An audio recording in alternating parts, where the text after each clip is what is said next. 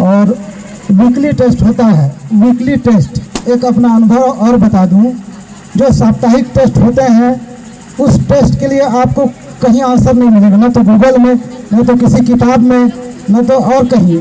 आपको अपने दिमाग से सोचना होता है, लिखना होता है। तो हमारे साथी जो है बहुत सारा समय देकर पढ़ते रहते थे, तैयारी करते रहते थे। मैं केवल चिंतन करता था, ओनली थिंकिंग। और वो लोग बहुत मेहनत करके 9-10 नंबर में 8-9 नंबर लाते थे। मैं केवल चिंतन से, आत्म चिंतन से उनके बराबर नंबर ले आता था। मैं हेडेक नहीं लेता था। और रही बात लिखने की, तो हम लोग बहुत फास्ट लिखे। एक समय ऐसा लिखने की जरूरत पड़ी, 24 घंटे में 36 पन्ने हमने लिखा। तो वहाँ इतना लंबा काम कर लेने के बाद अब कहीं भी ड्यूटी में लगता नहीं कि कोई दिक्कत है, कोई बोझ है, कोई परेशानी है। यहाँ तक कि बीएड फाइनल ईयर के एक 50 नंबर का पेपर होता था, उसको मैंने सिर्फ 2 दिन पढ़ा, 2 दिन के गेप में पढ़ा और 50 में 39 नंबर आया। तो समझ विकसित होती है, समझ। और अभी मैंने जब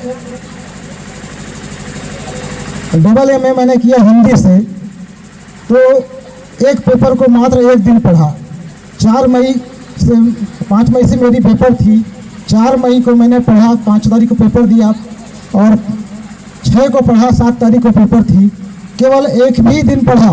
एक दिन पढ़ने के उपरांत जो है 79 नंबर आया 100 में, 79 नंबर। तो इस पढ़ने से मैंने अनुभव किया, हम जो भी टॉपिक है, विषय वस्तु है, विषय वस्तु पर आप लोग थोड़ा गौर कीजिए, थोड़ा चिंतन कीजिए। अगर आपने विषय वस्तु पर अपनी पकड़ बना ली, विषय वस्तु आपके समझ में अगर आ गई, तो इस बार मैंने पहला प्रयोग किया।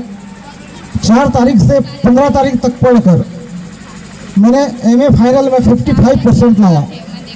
तो मैंने नया प्रयोग किया। तो इसलिए मैं जब भी पढ़ाता हूँ अपने स्टूडेंट को विशेषकर कोशिश करता हूँ कि आप का जो कॉन्सेप्ट है वो क्लियर हो, पाठ का शीर्षक क्लियर हो, वो कहता क्या है। अगर पाठ के शीर्षक आपके दिमाग में आ गई, समझ में आ गया, तो जहाँ तक मैं समझता हूँ उसके अंदर कुछ भी सवाल हो आप लिख सकते हैं, आप हल कर सकते हैं। इसी तरह से क्योंकि कॉन्सेप्ट क्लियर होना चाहिए। मैंने कोशिश मैं करता रहा, मैं जो भी पढ़ाता हूँ कम से कम जो एक शब्द के 4 अर्थ मैं बताने की कोशिश करता हूँ। हिंदी भी अगर के साथ साथ 3 और अर्थ, और अगर अंग्रेजी भी समझ में आती है तो वो भी बताता हूँ, ताकि कॉन्सेप्ट क्लियर हो। तो एक टॉपिक के 3 से 4 अर्थ मैं बताने का प्रयास करता हूँ। आर्ट्स वाले स्टूडेंट बहुत अच्छे से समझ रहेंगे कि किस तरीके से मैं पढ़ाता हूँ। मेरा मकसद वही है कि आपको टॉपिक क्लियर हो, विषय वस्तु क्लियर हो, आपका जो पाठ अध्याय का जो शीर्षक है वो क्लियर हो। अगर आप उस पर क्लियर रहेंगे तो शायद ही मैं समझता हूँ कि उस विषय वस्तु से, उस पाठ से कुछ भी क्वेश्चन आए आप सॉल्व कर सकते हैं, आप हल कर सकते हैं। तो मैं और ज़्यादा समय न लेते हुए अपनी वाणी को यही विराम देना चाहूँगा। आप सभी को पुनः मेरी ओर से उज्जवल भविष्य की शुभकामनाएं। आने वाले बोर्ड परीक्षा के लिए बहुत बहुत धन्यवाद। जय हिंद, जय छत्तीसगढ़, जय भारत।